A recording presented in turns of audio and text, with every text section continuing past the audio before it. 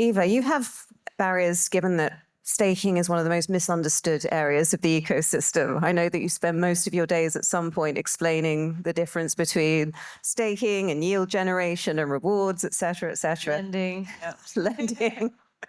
We won't give everyone a 101 just now, but I mean, Figment have done incredibly well. You're the biggest, I believe, staking provider, non-custodial staking provider out there. You've got a great partnership with Coinbase, which is a brilliant signal to the market. But again, coming back to barriers, how much of it is a barrier to you, let's say, education around what staking actually truly is and then getting people to allocate a reasonable amount of that treasury to staking? So I think for us, it's education, as you say, but also separating out these issues and these topics. Let's not lump all yield together. Let's not lump all DeFi together. Let's be very clear on what we're proposing for a DAT to do in terms of treasury management. So what we are focused on is what portion is pure non-custodial protocol staking, i.e. there is no transfer of title, and working with risk teams, compliance teams, and the regulators.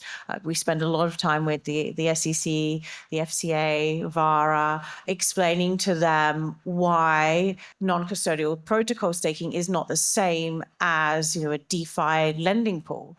So I think just keeping a clear delineation is very important, so we don't merge these topics just because everyone likes to put everything under, a DeFi category or the yield category because it's easier or quicker to do so.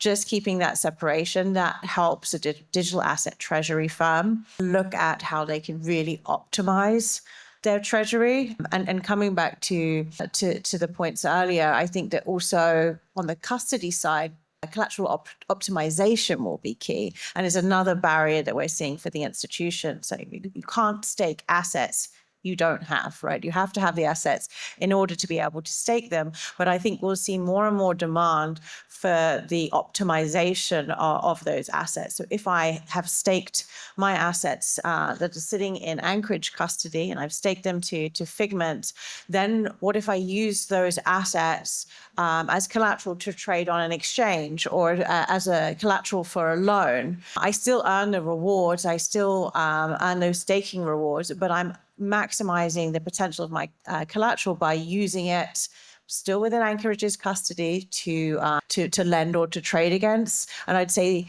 that is maybe one of the barriers that the institutions are seeing, is how do you really optimize that collateral, retain liquidity, staking reward. So that's an area that I think we need to crack as an industry. And I think that will enhance the returns of not only DATs, but ETFs and across the industry in general. Amy, you must have come across this all the time in terms of optimization, especially in emerging markets. Do you have anything to add to what Eva said, and maybe some lessons that could be learned from your years in emerging markets, and this really being an emerging market in itself? No, I was laughing as you were talking about, I mean, to myself, it really is. It's just trying to figure out that lending piece. I think this is one area where people are just concerned generally, even with the topic of stable coins, because if this really impacts the deposit base at banks, we need to figure out what the new lending model looks like. And for that, you need to really figure out this collateral piece. I mean, it gets very complex very fast. I feel like it's very hard to just have a general conversation. You start trying to explain this, and then next thing you know, you're in like technical discussions very, very quickly on this, which I'm sure you do every day.